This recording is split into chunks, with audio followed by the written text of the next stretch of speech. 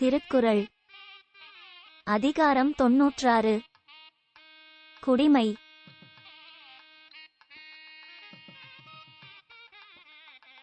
இற்பிறந்தார் கணல்லது இல்லை, இயல்பாகச் செப்பமும் நாணும் ஒருங்கு.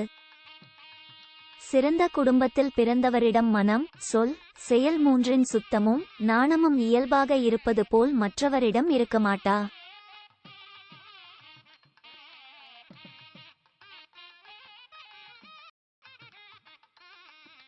ஒழுக்கமும் வாய்மையும் நாணுமின் மூன்றும் இழுக்கார் குடிப்பிறந்தார்.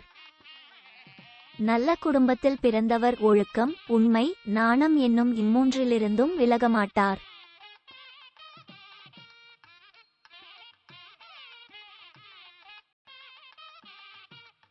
நகை இகை இன்சொல் இகழாமை நான்கும் வகை என்ப வாய்மை குடிக்கு.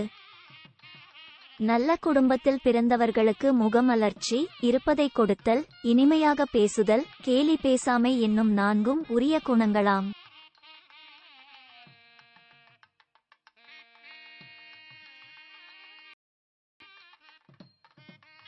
அடுக்கிய கோடி பெறினும் குடிப்பிறந்தார் குன்றுவ செய்தல் இலர். கோடி கோடியாகச் செல்வத்தை பெற்றாலும் நல்ல குடும்பத்தில் பிறந்தவர் தம் குடும்ப பெருமை குறைவதற்கான செயல்களை செய்யமாட்டார்.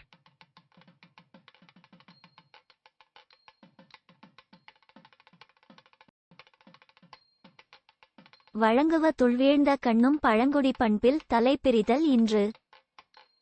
தொடர்ந்து வரும் நல்ல குடியில் பிறந்தவர் தம் பொருள் கொடுத்து குறைந்துவிட்ட போதும் கொடுக்கும் பண்பிலிருந்து விலகமாட்டார்.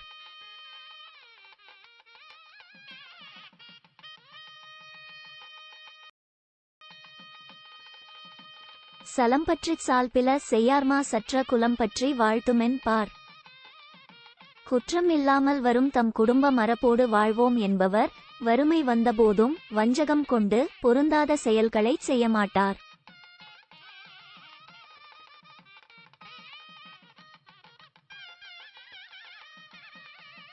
குடிப்பிறந்தார் கண்விளங்கும் குற்றம் விசும்பின் மதிக்கண் மறுபோல் உயர்ந்து. நல்ல குடும்பத்தில் பிறந்தவரிடம் ஏதேனும் குறை இருந்தால் அது நிலாவில் தெரியும் களங்கம் போல் பெரிதாக தெரியும்.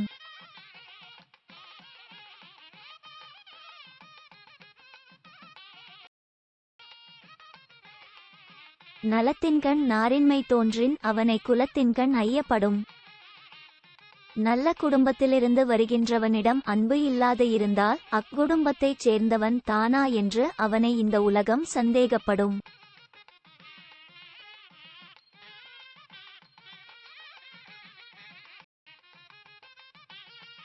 நிலத்தில் கிடந்தமை கால்காட்டும் காட்டும் குலத்தில் பிறந்தார்வாய்ச் சொல்.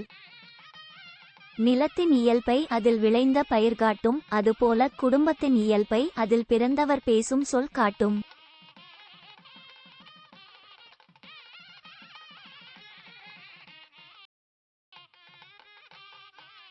நலம் வேண்டின் நாணுடைமை வேண்டும், குலம் வேண்டின் வேண்டுக யார்க்கும் பணிவு. ஒருவன் தனக்கு நன்மை வேண்டும் என்று எண்ணினால் அவனிடம் நாணம் இருக்க வேண்டும். நற்குடும்பத்தவன் என்ற பெயர் வேண்டும் என்றால் எல்லாரிடமும் பணிவு இருக்க வேண்டும்.